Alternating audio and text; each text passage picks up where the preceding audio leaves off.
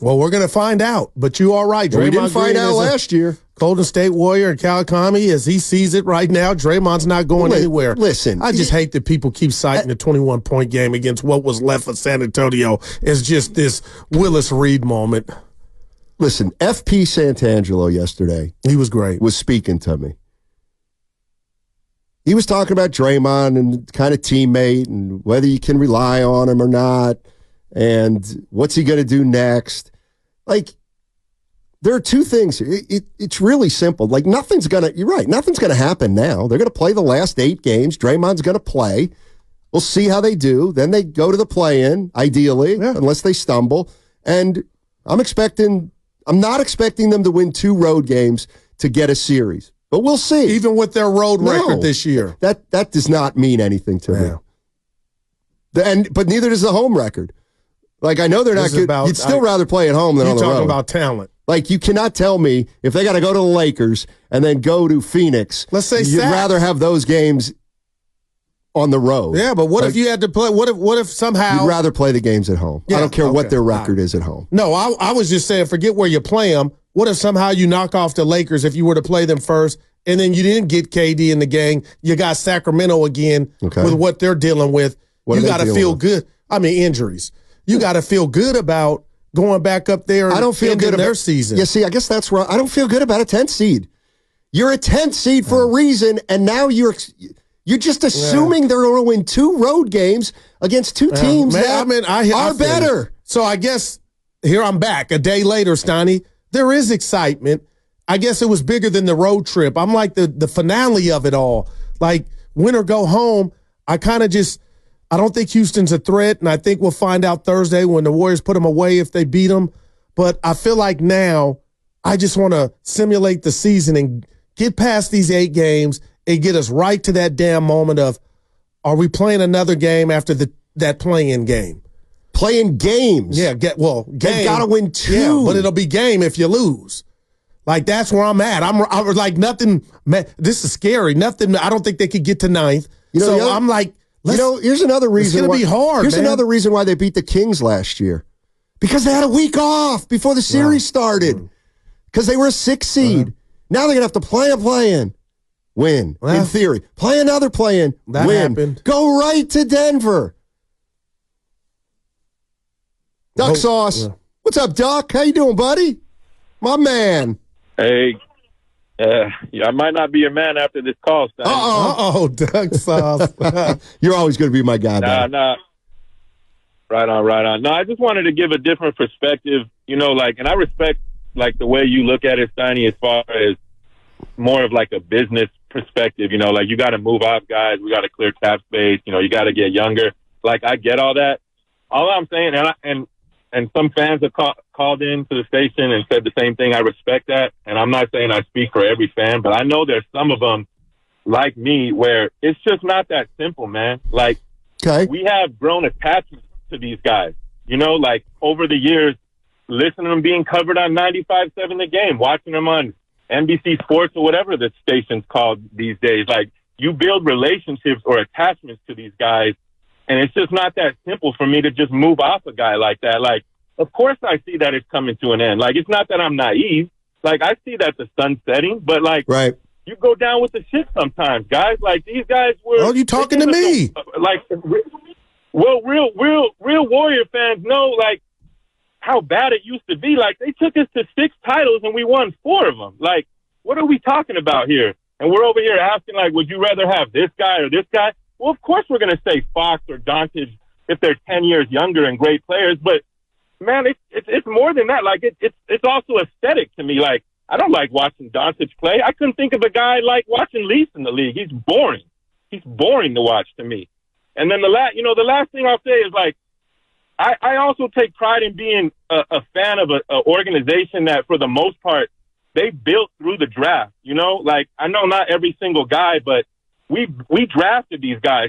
I love watching KD play. To this day, he's one of my favorite players. Right. When we got KD, I was conflicted because we drafted Harrison Barnes. We drafted Barnes. And I'm saying that as KD being one of my favorite players of all time. Hey, listen, So, let me get. Oh, go ahead. All I'm saying is Go ahead. No, I was just going to tell you, I'm with you. You're speaking my language, but man, Steiny hasn't heard this. This has a San Francisco Giants type feel to it, and we saw how that ended with Crawford, Belt, and Posey, and it happened overnight. And I'm just nervous. I'm all in like you. You spoke to me, but I'm just nervous that I'm not ready to watch that. And it sounds like you may be, but man, I've been spoiled, but I'm not ready to watch that.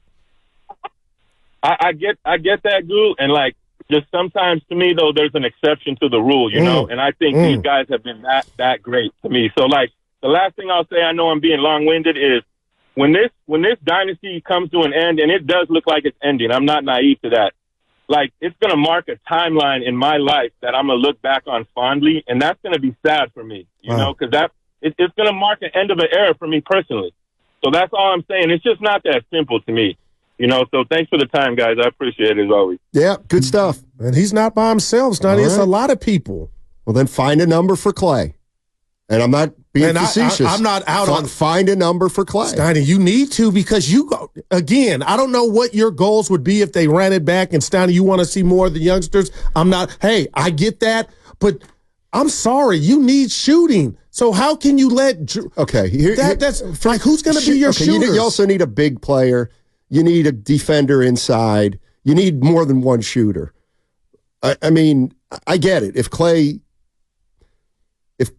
But here's the other thing. This is let me throw this at you. This is a practical thing for me. If you're going to bring Clay back, okay, now you have Clay, Draymond, and Steph, all right? They're still on the team. Yeah. They're still the core. I get it. Kuminga's still here, but they're still the core. There's still three guys who you're going into the season, and they're going to play 30 minutes a night, at least. Those three guys.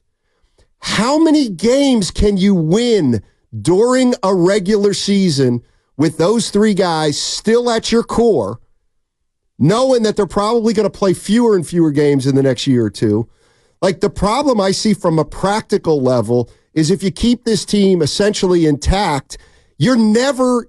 They can't get higher than a 6 or 7 seed anymore. I was going to say, okay. Because the regular season's too long. It's hard for them to stay healthy. Draymond is a wild card. Like, what happens if you're starting Steph and Clay and they're still playing 30 minutes a night and Draymond's playing 30? You got Wiggins or Kuminga back and Trace Jackson-Davis. And, like, the only way you can really win a title is with a 55-win season, pretty much. Yeah, sure, you can come from the 7 like Miami or the Lakers did, but is that really, like, you're carving out a very difficult path for you, to my way of thinking, before the start of the season by guaranteeing that Steph, Clay, and Draymond are still going to be playing a lot of minutes on this team? Well, I would say to you, hopefully they play a lot of. That's the thing. What are your goals? To me, they're either even if they're healthy, they're kind of wearing down, and over the course of a season, I don't know that they can win more than 50 games and put them in an advantageous spot in the postseason. But if they don't play games, then you're in just as bad a shape because you can't really win without them. Like, I see a ceiling on this team right now in terms of the regular season win total. And I think it's kind of unrealistic to think that they're going to be able to win a title from a 6 spot. And I don't know how how are they going to win more games than a top 4 team? Like, next year, how are they going to win more games than Oklahoma City or Denver or Minnesota? Like, it feels like you're ensuring that you're going to be coming from a deep seed if you continue down this path. Well, listen, I'm not saying anything you said is wrong, but we just got this year as an example. They still played the amount of minutes that 30 until they pulled Clay off out of the starting lineup. And I know yesterday, and I thought you'd been a bit unfair yesterday when you said, you know what, Guru? I said, Steiny, they're going to eclipse 44. They got an opportunity. And you're like, you know what, 46 is 44. And I kind of get that. But if you do the Draymond whole thing with, if he were available, then we might be talking about Dallas is 45 wins. The Warriors would have an opportunity to actually win 50 with those guys playing those minutes. So I'm not being now. I'm not saying that's option number one for me, but I could understand Joe Lacob and company being like, you hey, think let's Draymond take a step back. So like before next year even starts, you think Draymond Green's going to play 65 or 70 games? I would hope that he cannot. would. I will. And this you already signed up for it when you gave him that contract last year. You can change if you need to. I mean, but I guess TK was saying that's highly unlikely. Well, first of all, they're not doing anything now. There's 8 games left. Like, of course they're not doing anything now. They can't do anything now. We'll see what happens in the offseason.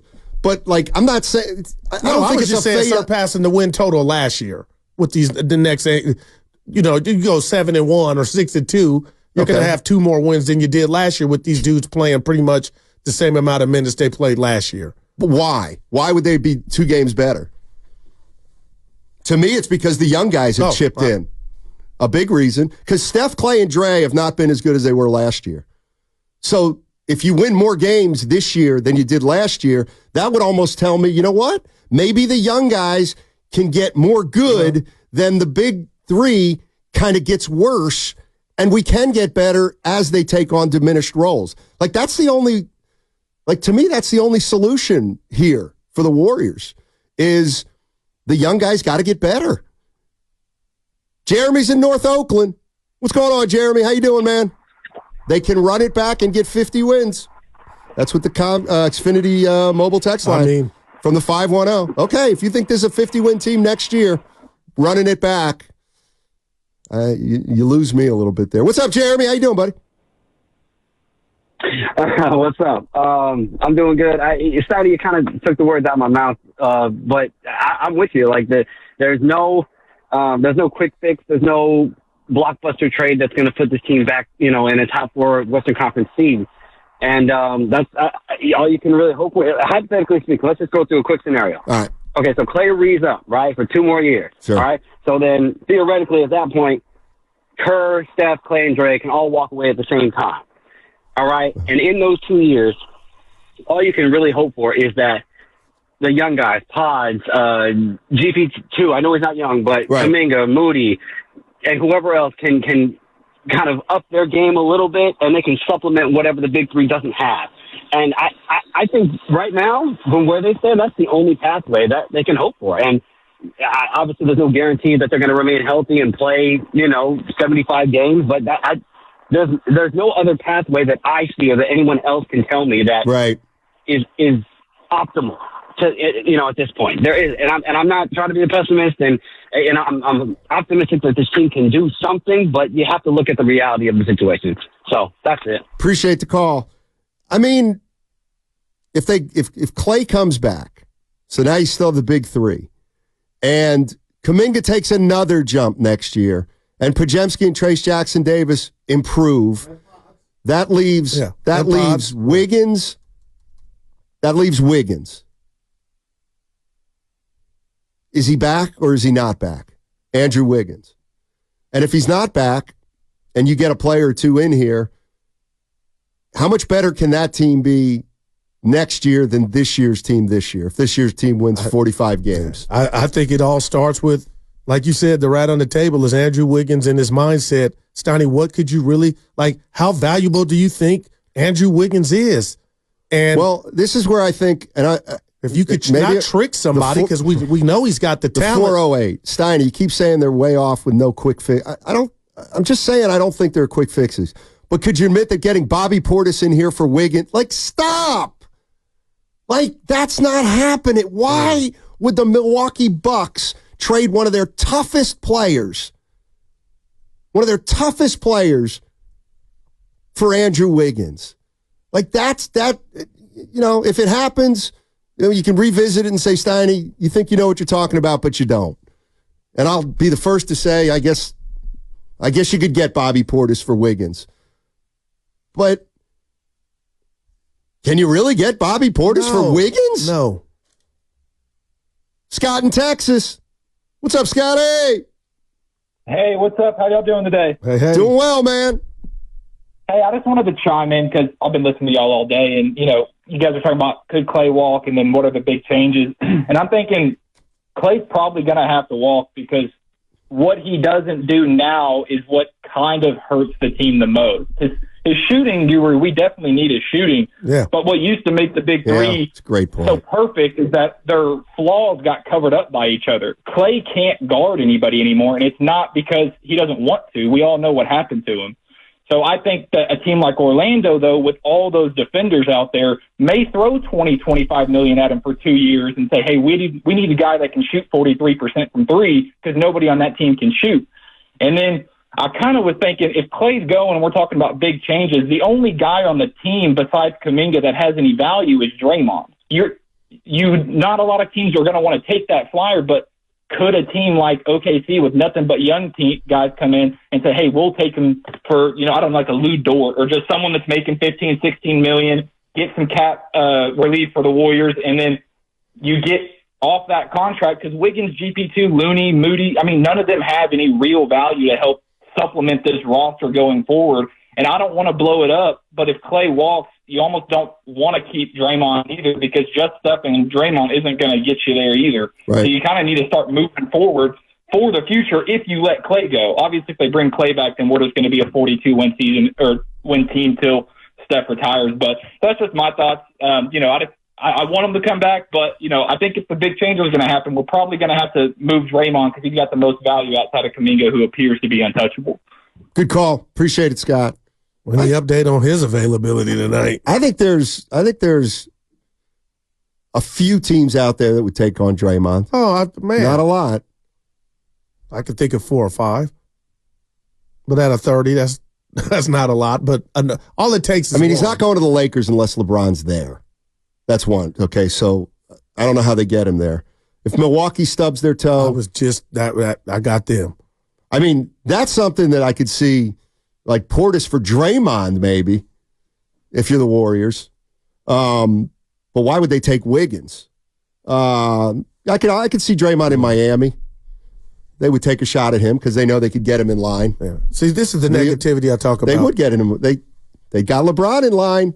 Yeah. The Xfinity Until they didn't, though. Heat culture with Draymond, I don't know. Man. Jimmy Buckets and him getting into it. Bam would need that. See, Jimmy Butler is not would, Stephen Curry, Steiny. I think we're sleeping on that a little bit. No, I know. Pat Riley would have Draymond Green in his office for 5 minutes, and Draymond would change. That's what Pat Riley And does. Miami would be a badass. And Bam's life would be easier. Guru, what if I hit this Xfinity mobile text line? Guru, what if I got the Powerball for $1 billion? Get real. The Warriors stink. They don't stink. Well, they're 10th seed. Oh. They're about the 18th best team in the league. That's where, I do think it's funny. Know what day to play in I do think it's funny that just the amount of people that are just, well, we're going to win 2 road games and then we go into the playoffs. I hope I'm not one of them. You absolutely I'm hoping, are. Steiny. You keep saying playoffs and make a run. Well, then they have to win 2 road games. Yeah, you're correct. That's all I'm saying. If Kuminga could take another step forward next year, we could have a final run a la the 2014 Spurs where their big 3 were past their primes, but a young Kawhi Leonard took the reins. Can Kuminga grow into our version of Kawhi next year and take the reins from our aging big 3? I'm not against that. I think you should rule out a title because he's not there yet, Kuminga. But there'd be worse scenarios than Jonathan Kuminga just growing into a role, a bigger and bigger role as Steph, Clay, and Draymond age. Well, I'll tell you this, and we kind of talked about it and threw it around. I got all the respect in the world, and rightfully so, from one Joe Lacob. But, Steiny, there's not a soul that is looking at this Warrior team and the decisions he has to make to get them back to be a powerhouse. Like, this is the most difficult offseason that they're going to experience. And I'm putting the 2016 one up there because you lost. But, yeah, you knew you still were badass and you got KD. But this one is where it gets real and uncomfortable maybe. 888-957-9570 is the number, Steiny, along with Daryl the Guru Johnson. How you feeling about the game tonight? Warrior fans, I just want to talk about the game tonight against the Dallas Mavericks. What can somebody tell me what they have at stake tonight? For me to tap into the 4-1 road trip and say, you know what? They are playing better basketball they handled business against a good team at home who they lost.